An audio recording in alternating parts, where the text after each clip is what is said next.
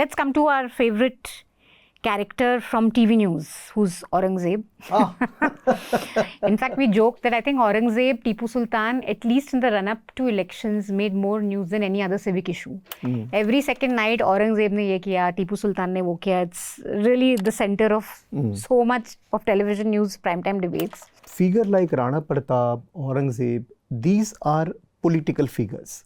These are not historical figures. They travel with us. So therefore, it is very important to look at the sociology of these figures and try to look at the manner in which they are attached to us. This is what I did in this chapter, the idea of Aurangzeb. So I tried to give you, first example is from say 1908, Muslim League disowned him. Muslim League was very critical of both Akbar and Aurangzeb. Their argument was that, they both were foolish. Akbar tried to make a compromise with Hindu, failed.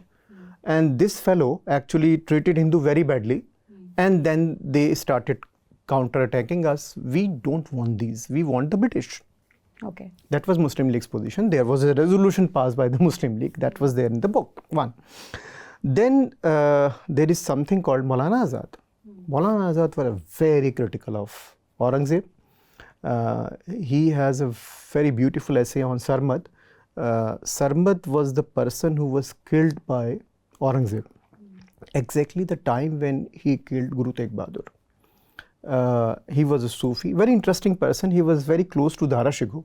And Maulana Azad wrote that essay evoking Sarmad as an Indian figure, as a symbol of Indian resistance against all form of dominance, all form of communal dominance of some kind.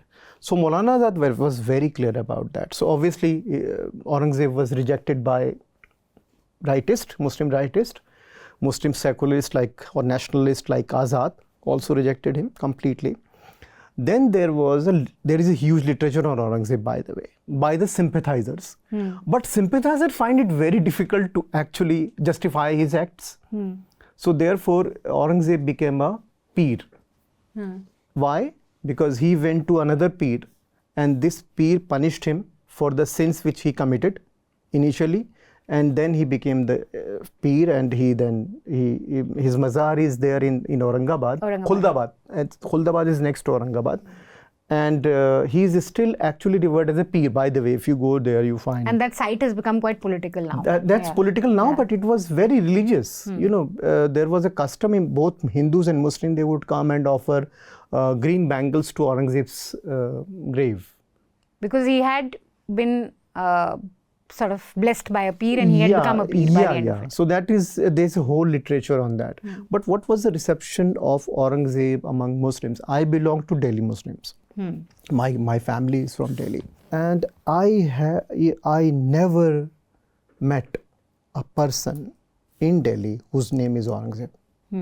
So in my childhood, in my conversation, in my family, extended family, Aurangzeb was always seen as a bad person. So therefore, this